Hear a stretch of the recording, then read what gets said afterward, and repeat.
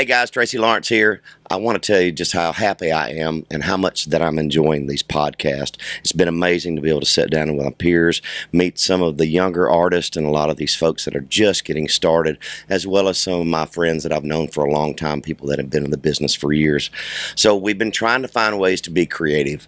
One of the things that we're going to try to do is make some little mini-series coming up, some things that look at a lot of our young TikTok artists that are just getting started, how they make the transitions into the major label system. How different that is with all of the people that I know that are in the major label system. But we're going to spend some time talking to a lot of these young artists that are just breaking out, that are about to become major players in the music business.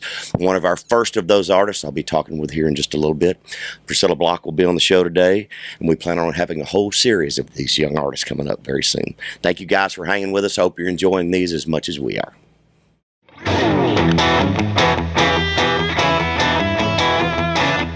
Hello, everybody. Welcome to TL's Roadhouse.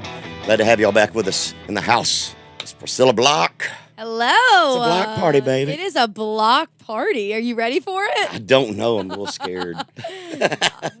So we recently met and just at the New Faces show at Country Radio Seminar.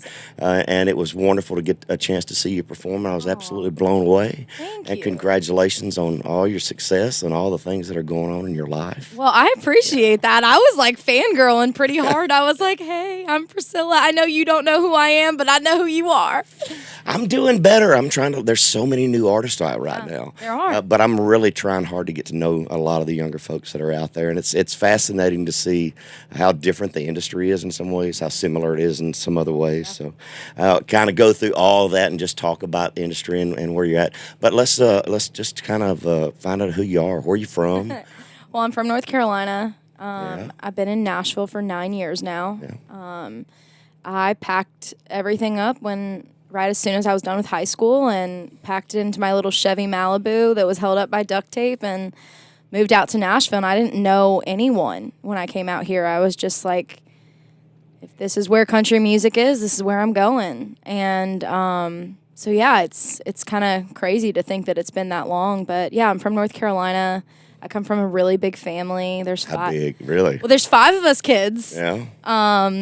So big family of 7 and just chaos, I'm the second to youngest, so I think I've just always fought for attention, you know what I mean? Big family, loud, so I think I just, had to be really loud, and I was like, well, I guess I'm going to be a performer, So were there a lot of musicians in the family? Mom No. and dad, just you? No, it was mainly my mom. She never pursued music as, a job or anything, but my dad had a church for a while, and me and my mom had to get up and sing. Oh yeah. A lot of us come from that background. Hey, we had this. My dad started this fellowship, and we would meet in the retirement home, the retirement community, and everyone would wheel themselves down, and my dad's like, "Well, y'all are getting up to sing," and so it was like karaoke on Sunday. There was no band.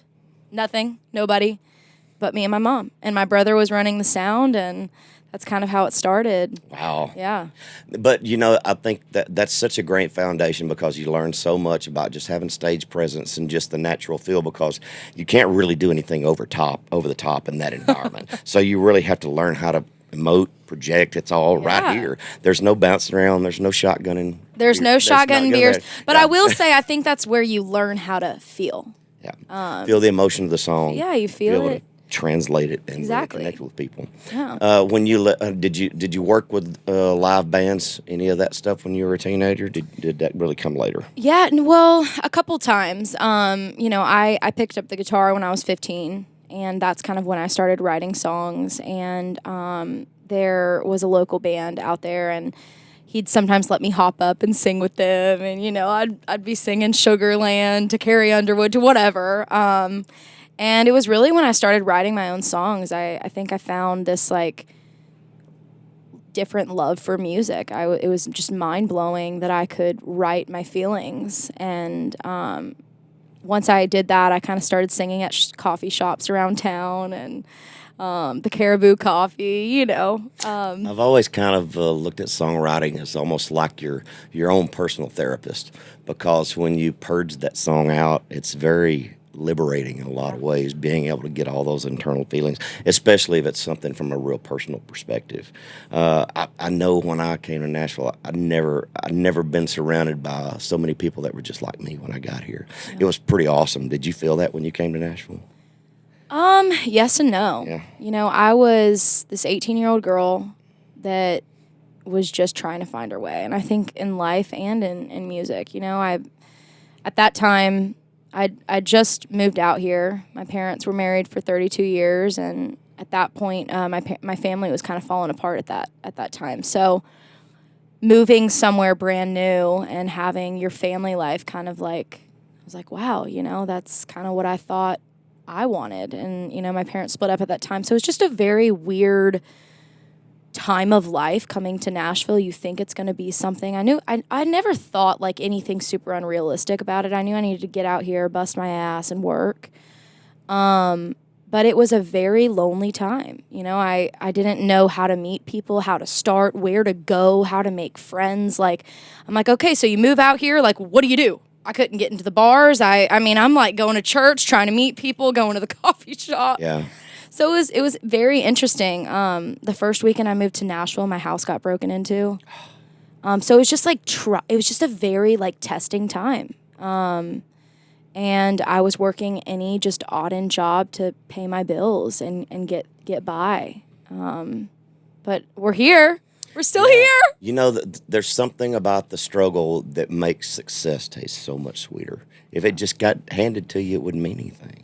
I really believe that's very important, learning to overcome the obstacles and kind of relationships and failed situations and getting back up when you fall down. All that stuff builds that character, and you got to have that. Because let me tell you, the hard times ain't over. No. It's not in this business. And just when you think you're up and you're ready to walk, someone's going to knock you back down. And you just got to keep getting up, because I don't think really. I know you see it as you go out and you tour radio, and everybody's not on your side. Yeah. And I think sometimes you have to continually prove yourself over and over again. It can be really tough. I can't imagine if that's more difficult for a female in this business now, too. Well, I think it's about always being on your own side. It's like if you don't believe in yourself and what you're doing, then how the hell are you going to get anybody else to believe in you? Absolutely. You have to have some cockiness to be in this business.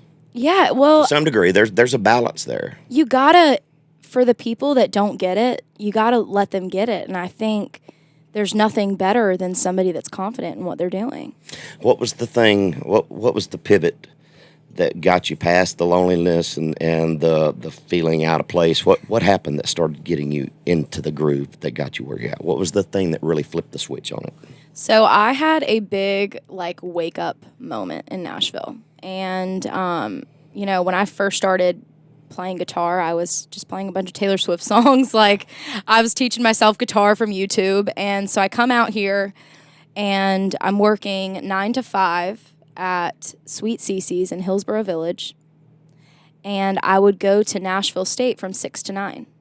So 9 to 5 working at the yogurt shop, and then I'd go over to community college. And I called my sister, and I was just a wreck. I was a year into Nashville. It wasn't what I thought it was, and I remember calling her, and I was just crying. I was like, I don't know what I'm doing here. And she was like, you can come home. It's not the end of the world. We'll figure it out. That day, I am leaving work. Cannot even make this up. It was the craziest thing that's ever happened to me. I was leaving work, and I happened to be wearing a Taylor Swift tour t-shirt.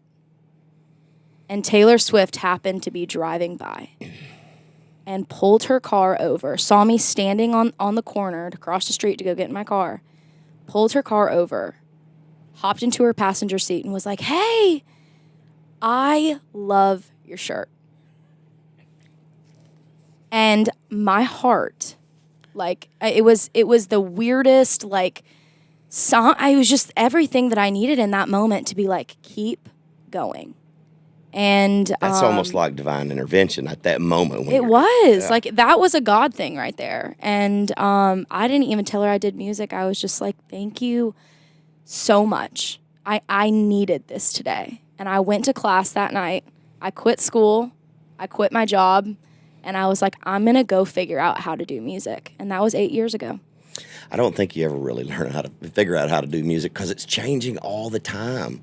It is. I don't know. That's just such a strange thing. I feel like the industry has changed so much in the 30 years that I've been here. So what's the vibe like as a young person hanging out down on Lower Broad? What's the energy like? I mean, do you still go down there a lot? Oh, yeah. At times when you're Big not Broadway working? girl over here. Oh, yeah. I mean, I am, if there's a party, like, I'm there. You know what I mean? I need it to, like, fuel myself a little bit. I mean, Broadway is kind of like the biggest, it's crazy. Yeah, it's absolutely crazy. There's people everywhere. It's definitely, I mean, I've been here for 9 years. It almost feels completely different from when I first moved here. So I can't even imagine, I mean, when you were going to Broadway. Oh, I'm sure I didn't go to Broadway. I mean, it was Tootsie's. That was basically it. There was nothing down there. Did Printer's Alley some. But Printer's Alley was always, it's one of those things that you never really went alone. You always wanted to go with a little group with a group of people because it could be scary. And I've gotten in some rough situations downtown before that didn't turn out too good. But I've watched Nashville evolve and change so much. But the music, it's so diverse down there. Is it really country? I don't even know what is classified like anymore as country. I think that there's a lot of like new vibes in country music, and I think Broadway is a lot of like the songs that people want to hear that they're familiar with, whether it's country, whether it's pop, like they want to hear it, whether it's the DJ playing. So, yeah, I mean, I think Broadway has changed a lot, but I'll still go down there and, like, listen to just people playing in the bars with their guitar. And my favorite thing is, like, I'm like, do you have an original song? Because a lot of them are, just trying to make it in Nashville, and they're hoping that someone will ask them to sing their song instead of Wagon Wheel 500 times. Because, listen, I was the girl singing Wagon Wheel 500 times, and I'm like, 2 songs later, someone asks for it. I'm like, how drunk are y'all? Like, I just played it. Be another $100. Yeah, give me another 100. All right, cool. So with all of those influences, when I came to town, I had all of these influences, and I would learn to emulate. I mean, I would listen intently about the phrasing and where they took their breath and the little vibrato spots and all that stuff when you're getting up and you're doing cover songs all night. And I was blessed to have a producer early on that really said, I appreciate you have all this stuff, but we're going to hone it down. We're going to focus on which things make your voice special. Have you had somebody, because when you got all those influences and you sing a Taylor Swift song, you sound like Taylor. You sing a Miranda song, you sound like Miranda. How did you get to where that you are with your own things on the radio? Yeah. That was a process for me, and I'm so, like, I look back on this time, and I remember, I would start to wonder, like, is it going to happen? And I started building my band, shortly after living here. And we all, I have my girl, Sarah Jones. She plays guitar for me still. And we started writing together. And then, I got a drummer. And we kind of slowly started building this thing out. And I tell you, I did want to be like a lot of people. I think that sometimes people confuse inspiration, like you confuse like inspiration and imitation, you know what I mean? And sometimes, like, for me, I was inspired by so many people, but you want to sound like Taylor Swift, you want to sound like Miranda Lambert, I want to look like Carrie Underwood and sound like Carrie Underwood, you know what I mean? But there was a moment, and it was when I wrote Thick Thighs. We were in the writing room that day. And I went in and I was like, y'all, I'm not writing another heartbreak song today. I'm over it. I was like, can we write Thick Thighs or something like that? And Sarah, my guitar player, looked over at me and she was like, are you serious? And I was like, no, but can we write something more lighthearted today? Like, I'm over it. And she was like, no, we need to write that. And that day I wrote a song called Thick Thighs. And it was just about owning who I am. I'm curvy. Like, I fail every diet that I try. So, like, it's just a here I am. I'm a curvy girl, whatever. haven't had carbs since 95. 95. Yeah. I've been eating carbs since 95, and I've heard that thick thighs save lives. And it was just like, it was so fun. It was so sassy. And I really feel like that was the moment that I'm like, wait, this is me. And this is different. And this is something that I haven't heard in country music. And I wish I would have heard when I was younger. You know what I mean? And it's just the whole idea is about just owning who the heck you are. And so much about it too. I'm glad you found that, because as an artist, I think you have to find things that you're comfortable doing, because it's not only about trying to have a hit right now. It's realizing that as things take off, you might have to sing it for 30 or 40 years, and how are you going to feel about it in 30 or 40 years? Yeah. So really, if you're being forced to do things that everybody's shoving you into this little mold that they think you need to be in, at some point you got to stand up and fight for yourself. It sounds like you're doing that pretty well. Well, hey, it's like a sassy, like, F you to anyone that's ever told me that I needed to change or look a certain way. And I felt like that. And to myself for trying to be anything that I'm not. You know what I mean? Like, once I was able to start writing songs about my life and finding that personality, like, again, I'm so thankful that this never happened before it did, because I feel like I'm so secure in who I am as an artist, like who I am just as a person, and that comes through in my music. I can see that. Absolutely. I did notice the young lady that's in your band, she's your background singer too, isn't she? Sarah Jones. Yeah. She's pretty awesome too. She is. Yeah, great voice. And that's the girl. She wrote Thick Thighs with me.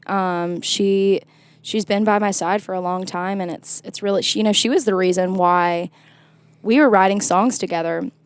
And this was like 7 years ago. And she looked at me and she was like, Priscilla, she was like, what are you doing? Like, what's the goal here? And I was like, that's a big question. Yeah. Yeah. And I said, well, I was like, I want to be an artist. I want to be as big as Carrie Underwood. I want to be a star. And she was like, well, she's like, that's good, but you need to learn how to perform. And I tell you, I was the girl that was singing Taylor Swift songs wanting to be Taylor Swift. And she was like, put down your guitar. And she was like, let me play guitar for you. And I put my guitar down for a year and did not pick that thing up. And I started learning how to perform. Learn how to work the mic and work the room. Wow, yeah. That's good advice. So she's still playing guitar for me. Yeah. You know? That's one of the things I think is a big hurdle to cross. And the only way I know is to give comparisons. So I have to go back and say it from my perspective, but I started off playing bars like 15, 16 years old with a live band. So I got years of that before I came to town. And I think a lot of folks that are doing coffee shops and karaoke and different things, it's a little bit different going from doing a song here and a song there to doing a 90-minute show, isn't it? Oh, yeah. I mean... When was the first long show that you did? Oh, when I moved to Nashville. Yeah. I mean, the coffee shop gigs, I would do like an hour back in North Carolina, but no, Nashville. I mean, I used to play at the Opryland Hotel for 6 hours during the day. I want to talk about a crappy gig. Yeah, and I got fired from it, so let's just not even talk about that. I want to talk about all of that. I was singing, and I was running the PA, so I'm like, I'm cranking this bad boy up, and Miss Pam would come over like literally 5 times during the day. Turn that shit down. And she'd be like, Priscilla, I need you to turn it down. I'm like, listen here. I'm not here to be the background music. I know that's what y'all hired me for, but I am getting as many fans as I can. And shortly after they stopped calling me. But now I'm inside the Opry, so that's pretty damn cool. There you go. You know? That's a pretty big step. From the hotel lobby to the Opry, I'll take it. So anyways, thank you, Pam, for firing me from that gig. Is that the worst gig that you've had? Mm-hmm. Yeah. That was pretty bad. I mean... So you didn't play Tootsies at the airport or anything? I did not do the airport gigs. Now listen, I was on my way. Oh yeah, the 5 a.m. slots. Every time I go to the airport, I'm like, oh, there he is back at Tootsie's 5 a.m. I'm like, God, that's hard. Yeah, that's pretty rough. When people, that's a rough gig. I've seen several of them that are. I know. Yeah. I know. It's like But hey, you got to take whatever you get. Yeah, and you have to work through those tough things and learn what you can out of them. And, bend when you have to bend and learn when you have to be tough and learn when to stand your ground. There's a lot of politicking that goes into this business. Oh, yeah. Yeah. Oh, yeah. So how did you feel when you knew that you were picked for the New Faces show? Do you realize what Oh a my big deal that gosh. is? Yeah. I was, gosh, I mean, when it, obviously they released like the nominees and I was like kind of freaking out that I was even a part of it. And then, you know, I don't know, like voting always scares me. I'm just like, man, I hope that people like, you know, hopefully they see it too. And when I was being a part of that show was really awesome. You know, all I've ever wanted to be is on country radio and be a country artist. And so it was really cool, like getting that and like people like believing in me, you know, like we believe that she's part of. To make that cut is a huge pat on the back from the industry because it doesn't go to everybody. Thank you. That's a huge thing. It was awesome. I mean, it was like kind of nerve-wracking. Dude, I was scared. I was so scared to get up on that stage. I'm like, you know, because I'm like, I am just me, you know, and I think it went over really well. I feel like I was able to really show who I was all around. And I think that there's, you know, everyone's got their own persona of people. You see what you see and you kind of just make your judgment off that. And I think for a long time I've been like, people have put me into this like social media box and they're like, oh, well, she's just that TikToker. And so any chance that I can get to like show people that like I am an artist and I write songs and I am a performer, like it was really, really cool to be in that room and show radio that, you know? I want to talk about that too. I want to kind of go through that progression. One of the things that I'm really interested in that I've been talking to a lot of the younger artists about is just, you know, there's a big difference. I think the TikTok platform right now is kind of what American Idol was when it first started. Mm-hmm. It's a huge thing. Labels were looking to that to see who they were going to be able to grab off of it, whether you wanted the thing or not. Now, from what I understand, they're looking for artists with so many social media views before they even consider you. So there's a transition there. But going from being in control of your own career, as I'm going to lay this out and then we'll go back and talk about some things. Being able to have absolute control over it with just one or two or a handful of people, whatever you've got, to stepping into this big machine with all these different departments and all these people that you've got to build relationships with and all these things and all these other artists that you're competing with for release dates and recording slots and all this other stuff.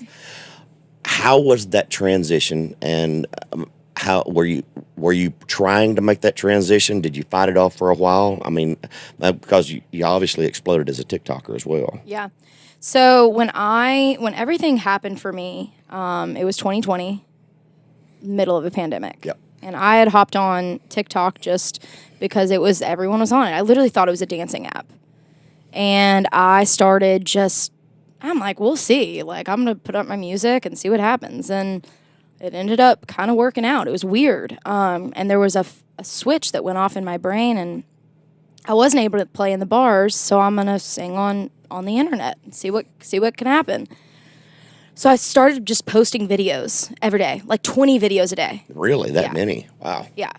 And at this point, there wasn't a lot of musicians on the app at that time or like showcasing their music, especially in the country space. Yeah. And I think that, you know, viral moments kind of started happening. And at that point, I was 4 months behind on my rent. I moved into this little shack in Nashville. Didn't even have AC. And I wrote a song called Just About Over You. And I decided to put it on the internet literally the day after I wrote it. And that was the moment. I mean, I thought I had viral moments before. That was it. What happened? How big did it get? It was, I mean, I had hundreds, thousands of people messaging me, we need this song, please. When are you recording it? Where is this song? And I was like, I actually just wrote it yesterday. You know what I mean? So tell me what's around you. I mean, obviously, it was just you. Yeah. Did you recorded it? Me, my band. You videoed it. Did you do an acoustic video or something? I was actually singing in my car. And I feel like there's a lot of people singing in their car these days, but I truly feel like I might have been one of the first.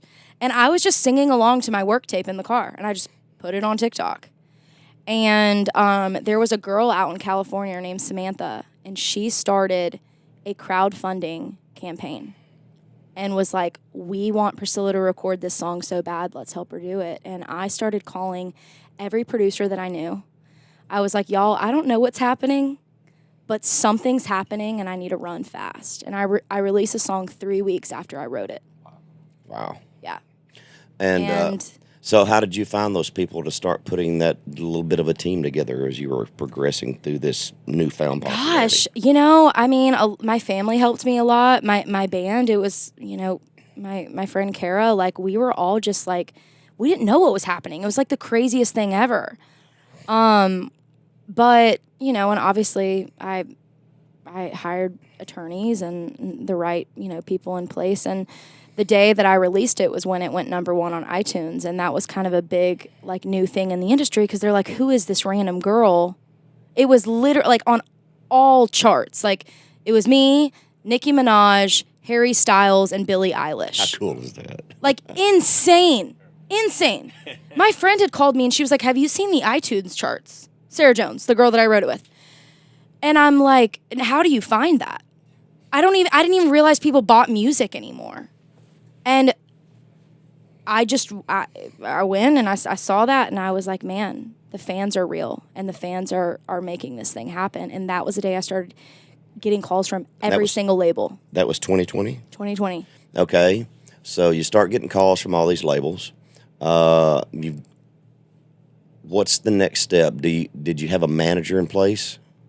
Yes. So I ended up getting my manager, Charlie. Okay. At that pretty much at that time when all this took off. Yeah, a little bit before. He had kind of started seeing my videos, and he's still my manager. But he had, like, found me on TikTok and was, like, really believing in it.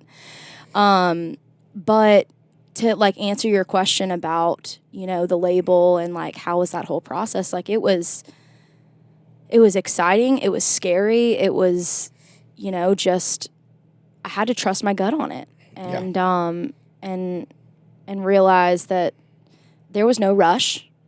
I didn't need, you know, everyone's rolling out the red carpet. So navigating that time, and I took my time on it. And you landed where? Universal. Okay.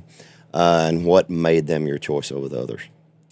Gosh, you know, I think, as you can tell, I mean, I believe in myself, and I think that, you know, it was so hard because I was torn between a couple, but I really do feel like they saw a career in me versus one song. Yeah. And I've been writing for over 8 years now, and I had music that I was so excited about. So it was in that meeting, they were like, we don't want to hear that song. What else do you have? And I think with as big as Just About Over You was, like, everyone was like, we can do this with this song, and this song can be this. And, like, I was excited, yes, but, like, I wanted someone that believed in a career that is massive. And, you know, I sang Thick Thighs for them. I sang My Bar. I sang Wish You Were the Whiskey. And they were just like, holy crap. So, yeah, it was just, honestly, it was my gut. And when did you actually sign? I signed, so that song went viral in July. Of 2020? 2020. Was it July? July? Yeah, because I wrote it. Yeah. It went viral in July. Like, that's when I released it. And I think I signed my deal in September. Yeah. You actually signed the day it went to radio. I actually... Dude, this is like, they were freaking out. So we had the deal, and of course, like, I am, you know, I've hired multiple attorneys, like, to look over it, like, double checking everything. And I was happy that I got to go in with a little bit of leverage, you know. I was like, we have the fans, but anyway, where was I at? Sorry, I'm like... You were just talking about when you got signed, and I'm leading up to another question. Yeah. Yep. So... Talking about why you made the choice of that label, yeah. And then some of the next steps. So anyway, I mean, we had done that, and the day that I was going to radio, they were having radio meetings that day, and we couldn't... It was the pandemic. So I'm on Zoom calls with, like, hundreds of radio people. You know, the Universal is introing me. You know, this is our new artist. We're so excited. You know, we did sign her during the pandemic, but, you know, she's awesome, whatever. That day, I still hadn't signed my deal. and they were freaking out. They thought that I was going to back. They had shipped it to radio without a deal done. Like, really? Yeah, I'm like, maybe I should sit back a little bit longer. And I remember that day, gosh, it was like Cindy or Mike. Somebody had called me and they were like, hey, listen, like, legally, I don't even know if we were supposed to do this, but we've shipped your song and this contract needs to get done. And I was like, oh, no, I know. I was just taking a few more nights of prayer on it. So let me read you back a little bit. So they're shipping your next single. Was it stuff that you had already recorded? Because obviously, if you hadn't signed your deal yet, you sure hadn't cut a record for them on their budget. It was just so. This is the stuff that you had in the can that you already had recorded. So you hadn't cut a record with them yet. No, it was the song that went viral. Okay, so it wasn't the next one. They were just working that one. They were, yeah. So did they take any of the rest of that body of work, or did you get scheduled to go in the studio pretty quick after that? Well, and I ask this more for the people that are trying to understand how all this crazy business works. So I had a bunch of songs that I had written, but they weren't cut. The only other song that was cut was Thick Thighs. Did you go in and cut a full record, or did you just do an EP? No, I went in for a full record. Okay. They, when I sat down with them, they were like, what do we need to do? Like, do we need to get you a band? Do we need to, and I was like, I got it. I've spent the past 6 years building my band, writing songs, and I'm ready to get in the damn studio. And I think it was like a week or two later, we got in the studio. I called, I called my same producers that had been doing my demos, and they asked who they wanted to produce my stuff, and I was like, I want my friends. And so you took all your people in? All my people in. You didn't use session players? We did use session players. Okay. But my my producers, one of him is like my guitar player, and they've just been my demo guys in Nashville, and one of them produced Just About Over You, the one that was like, I'll get on it today. So it was really cool. I think it was scary, but Universal was very much, they were like, we want you to do what's working for you. And I said, well, let me just tell you right now, I've never not made music in my friends' bedrooms, literally. And I want to bring these people with me, and I did. Do you know how rare that is? That you walk into a situation with that much control over your future? Most of the time, you got to bend a lot before you get that kind of leverage. That's rare. It was. I'm really, really thankful, and I think when I went into that, and that's how I know I made the right decision. Yeah. And, Cindy Mabe looked at me when I signed, and she was like, I want to tell you right now. She was like, never let one person at this label change who you are. And she was like, because what you're doing is working. And she was like, I want to learn from you. And I remember that day so clear, and I'm like, wow, I really made the right decision. But I'm learning so much from them. Like, they've been doing this for so long, and to answer the question on how has it been going into the label where they've, getting to know the people that are all working for you. It's exciting, it's scary, but you have to get people excited about what you're doing, especially people that are working for you, You want them to believe in it as much as you do. So I try to make as much time for those people as I can. Well, that's important because every person in every department has to have some kind of vested interest in what you're doing. If they don't feel like they're a part, they don't work as hard for you. Well, I mean, if we're building this tower and, some people down here aren't about it, your tower is going to start crumbling. Yeah, absolutely. Tell me about your touring. Are you out with somebody right now? So I have actually been out on my own for a little bit, which is crazy. When I got signed, we were talking about going on tour, and I was like, guys, I want to start doing my own shows. And I think that was a little scary for people, especially booking, because they're like, oh man, these buyers, are they going to be about it? Are they going to be worried? And I was like, I really feel like the fans are out there. And so right off the bat, I mean, I went out, I did the Welcome to the Block Party tour right after my album came out, and it crushed. And I'm just, right now, I'm really about building my hard tickets. And we went out this past fall and doubled the venues, and then we went back this past spring, and we're tripling the venue sizes. So it's really cool to see it growing. This summer, I'm out on tour with Shania. Oh, I know, it's crazy. I'm like, what? That's awesome. So we have 5 dates with her, which is really cool. I'm going to be out with Old Dominion. I'm going to be playing Bridgestone for the first time. Wow. So that's really cool because I used to play at the bar right outside of Bridgestone, the Jack Daniels bar. And they would let me play before all the country concerts. So it's like full circle moment being able to go in there. But So is there an iconic venue on your list that you can't wait to play that you haven't done yet?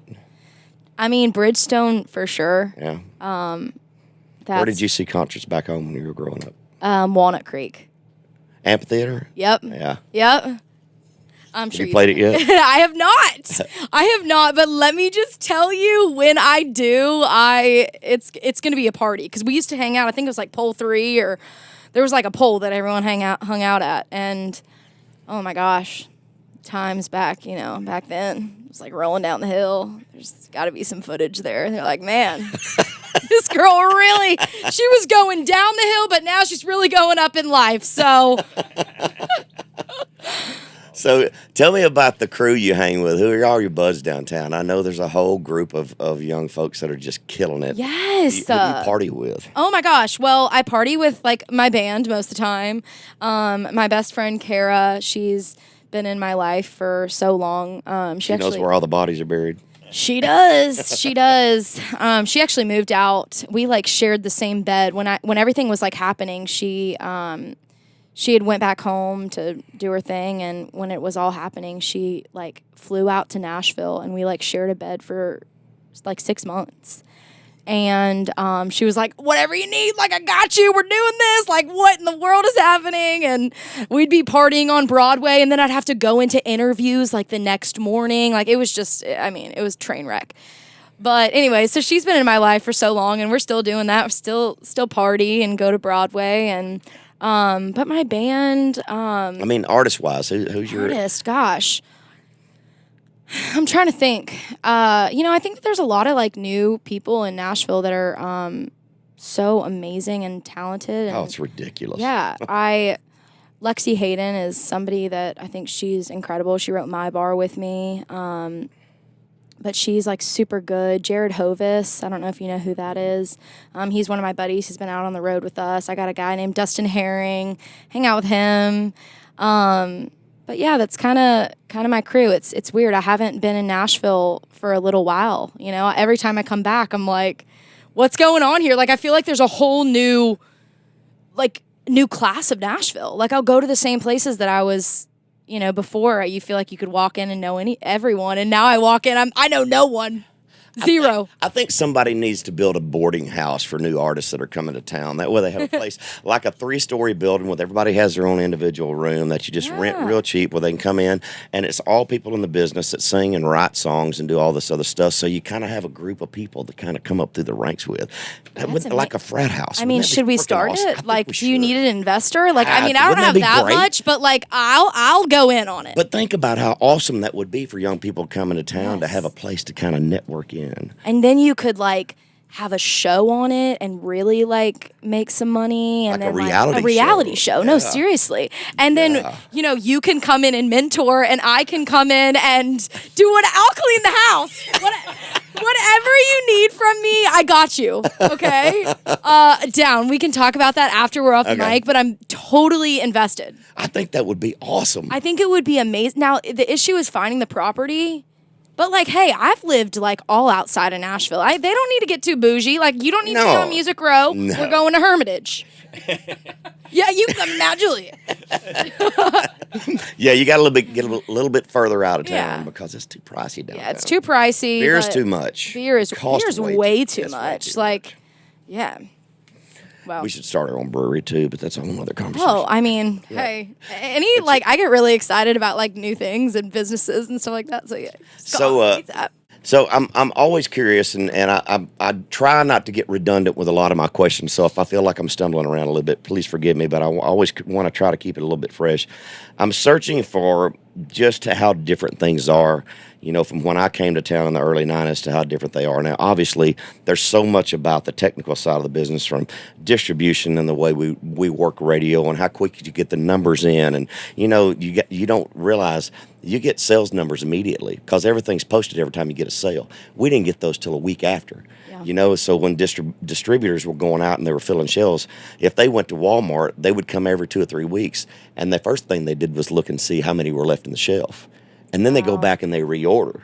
And then it's 2 more weeks before they get back to put them back in the shelves. And I always felt like we were losing so many freaking sales over the lack of efficiency just in the way it all was. When numbers came out in the charts, we all would meet up at bars on Music Row on Monday night because the numbers from the previous week would be coming in.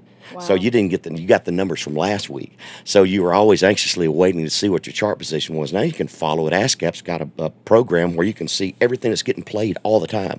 If your song's being played, you can tell where it's being played, how many spins they gave you that day. You know everything that's going on like instantly.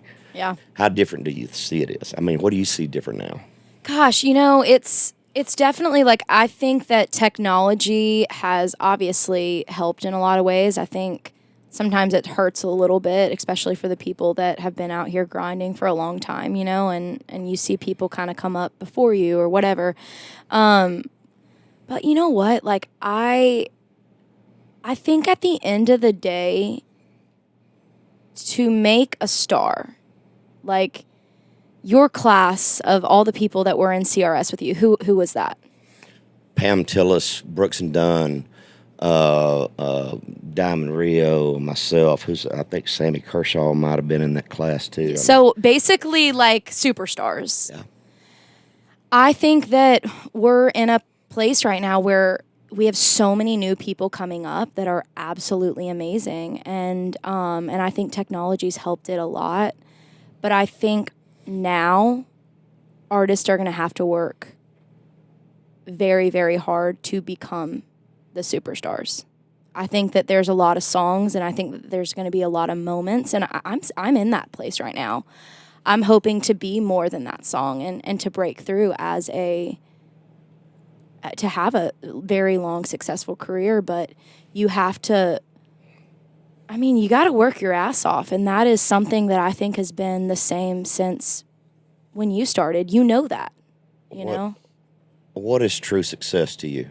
When will you? What's it going to take to make you feel like you're there? When will you say I've made it? That's a good question. Is it 5 number 1 records? Is it 10? Is it 15?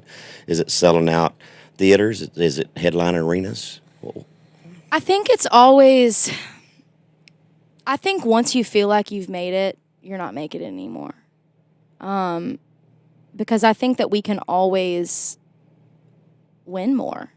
But for so long, if I'm doing what I love and I'm able to pay my bills, like I'm making it. You know what I mean? And I always, every single time I get to do something new, and maybe I don't want to go and do this show or whatever, like, and that's why I keep people around me that's been there from the beginning, that like can reel me back in and be like, Priscilla, what would have Priscilla done 5 years ago to be right here? And I try to live by that every single day.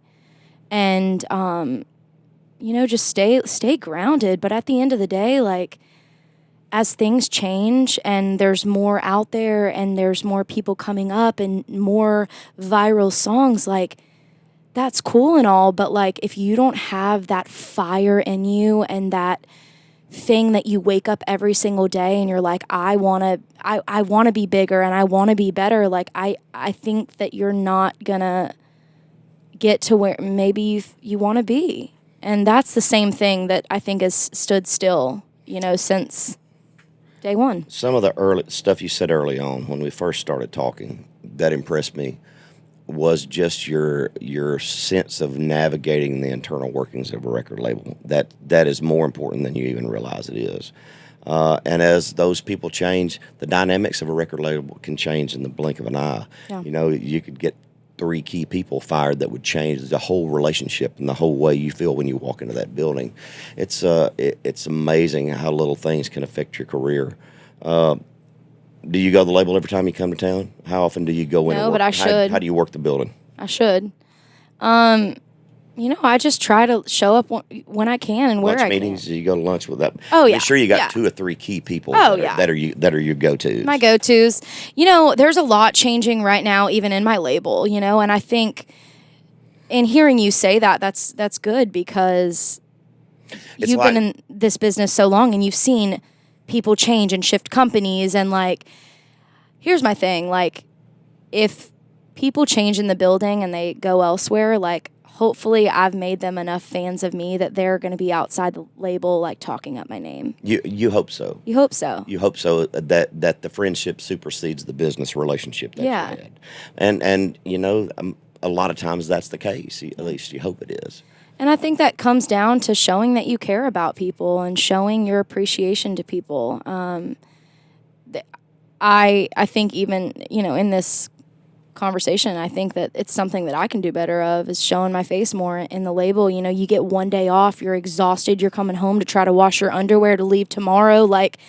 But you know what? Popping in and just bringing lunch and say, hey, I'm thankful for all y'all because at this point, there's so much more going on around me that I'm playing shows and that's great, but there's a team of people working for you every single day. And if you don't show them that you care, again. I always said it was like running for a political office. You just never got to have an election. You're going to be running for that office for the rest of your life as long as you're in a major label system. Yep. Absolutely. You will do it from now on. Well, and I think it goes even outside of that. You just got to keep showing up and showing people that you do care. Yeah, without a doubt.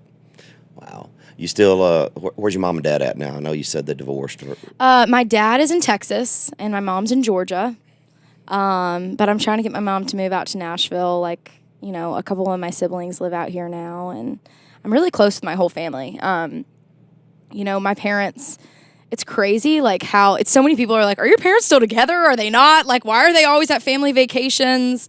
But when, their split happened, I remember we were all kind of we're not splitting up holidays. There's 5 of us kids, there's grandkids now, and they really put their differences aside and they come together every holiday, and it's weird. They still call each other honey. Wow. It's crazy. It is crazy. My dad's got a whole new girlfriend, and it's just all they've known. And even my mom, she's like, it'd be weird if I didn't do Christmas with dad, and you kids, so it's really cool. I've learned a lot from my family. How to love people, how to care, how to work hard. My dad has worked a million jobs to keep food on the table for us kids, and I think that's where my drive comes from, Have one of the things that I didn't think about early on, and I never really wrapped my brain around it until Time Marches On was a big hit. My dad hated that song. And I never understood why until much later, till he was close to passing several years ago. And he hated it because it said, Daddy's got a girlfriend in another town. Even though I didn't write it, I'm the one that sang it. And he got hit up with that question. I mean, he felt the perception of outside. Have you thought about the impact your career is having on your family? Has it changed their lives at all? I think it was crazy for everyone to see this happen. I don't think that it was out of reach because everyone knew that I'm pretty hard-headed, and when I moved to Nashville, I believed that it was going to happen. And so calling them and being like, guys, I think it's happening. Everyone was like, heck yeah. I think that they get nervous. They get, when I hurt, they hurt. My mom is just like, I'm calling to check in on you. Are you okay? I don't know the industry, but I know it's hard. And I'm like, Mom, it is. It is hard. There's some days that I feel on top of the world, and then there's some days I feel like just a piece of dirt on the ground, But it's interesting. I think it's definitely changed a little bit with my family, them trying to wrap their heads around it. Have people changed toward them? Towards my family? Mm-hmm.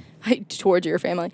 No, I think that random people will be like, why didn't you invite me to this show? And I'm like, Mom. And she's like, I feel so bad. I'm like, Mom, you don't owe everyone, like, telling everyone where I'm playing. Like, tell them to go Google it. Or, like, what? Go to Ticketmaster. Like, who has time? I'm like, you do not. So, you know what? If people change and don't understand it, that's fine. You just weed out the people that don't need to be there. Yeah, but sometimes I remember I went to my grandmother's funeral, and my 5th grade teacher asked me for an autograph at the graveside. Oh. And I was really upset about that. That really bothered me a lot. Yeah. So, I mean, as you grow, as your visibility and popularity grows, it does have some negative drawbacks Yeah. at times that you just go, really? Yeah. That you just can't wrap your head around. It's like, are you really doing this right now?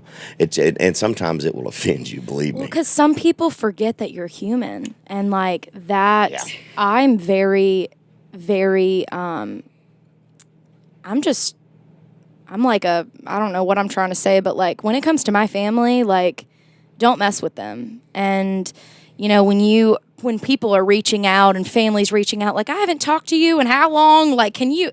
And I'm like, no. You know, it's, if you haven't been there, thank you for your recent found support, but, you know, like, Amen. that's it, you know? And I try to tell my parents that because they're so sweet and they're over-giving, and I'm like, all right, guys, I'm not sending, like, 500 autographs to your friend's cousin's sister's, you know, nephew. But I will every now and again. Like, they'll be like, hey, you know, there's this person, and I do it. But it is weird when things kind of start happening and people's, I don't know, their relationships change. So let's start winding down a little bit. What do you do when you need that break? What's your solace? Is there a place you go? Is there a book you read? Movie you watch? What's your comfort zone? To be honest, I think I'm trying to figure that out right now. Yeah. I've been running so hard, and it's hard for me to say no these days. And no is, like, such a powerful word, but I work hard, and you have to.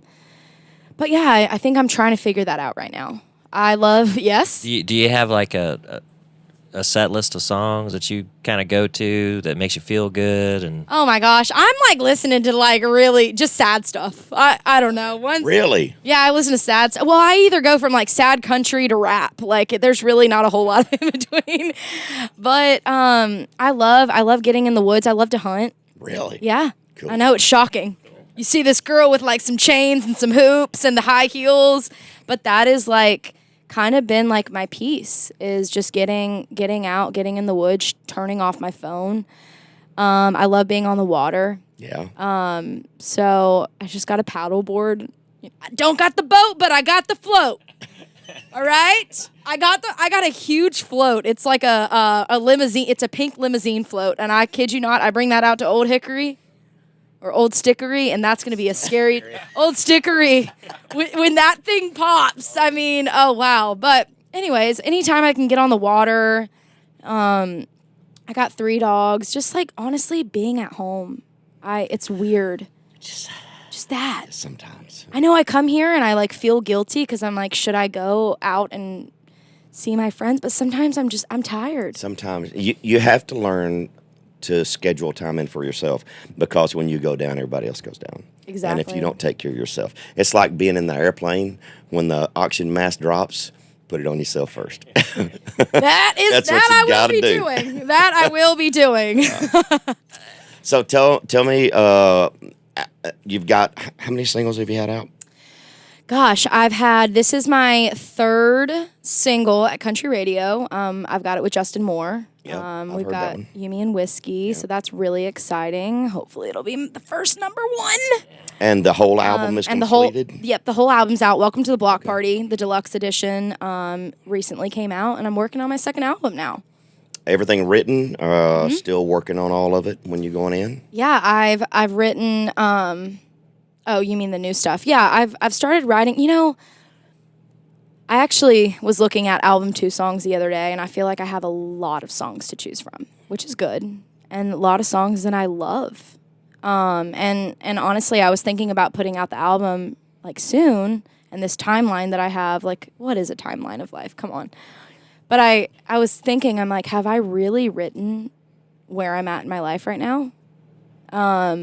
So right now, in the next couple weeks, month or whatever, I'm gonna really focus on just like writing where I'm at personally, and hopefully, whether the songs make it or not, it's just like I need to let this time out too, because that's what I've done up until now, and I think that you have to, as an artist and songwriter, you gotta really have some therapy.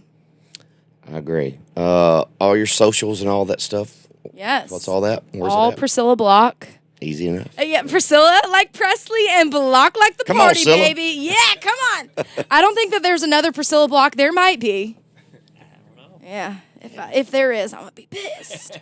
I'm just kidding. Well, I only have one thing left, and we have to shotgun a beer. Well, yeah, I've got a question. Yeah. Oh. Come on, Junior. How many beers can you Junior. shotgun before you get a little weebly wop? Oh.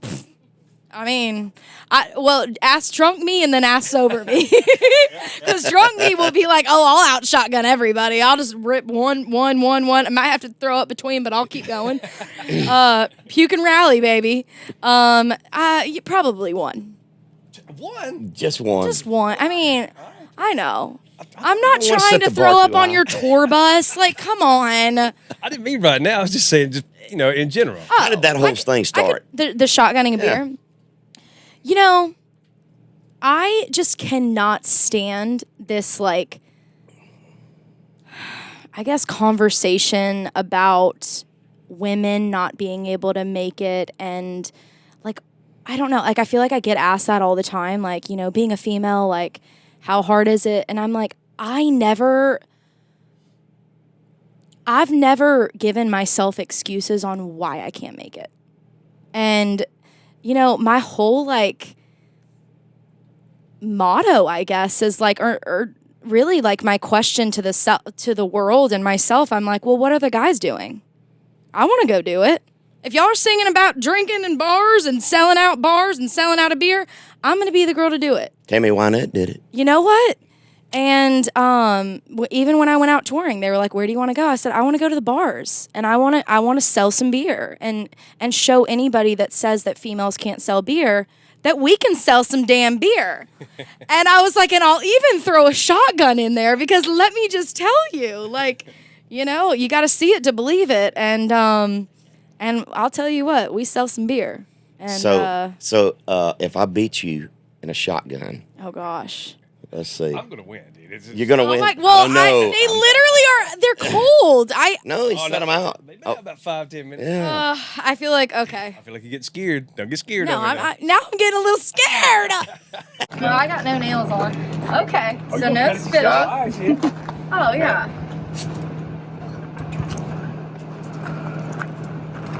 All right, so now what is that? now listen. All right, Tracy asked me to be on this podcast, and I said the only way that I am going to be on this podcast is if you shotgun a beer with me. So here's that. All right. All right, are you ready? Somebody count down. Three, All right. 3, 2, 1. Ready? 3, 2, 1.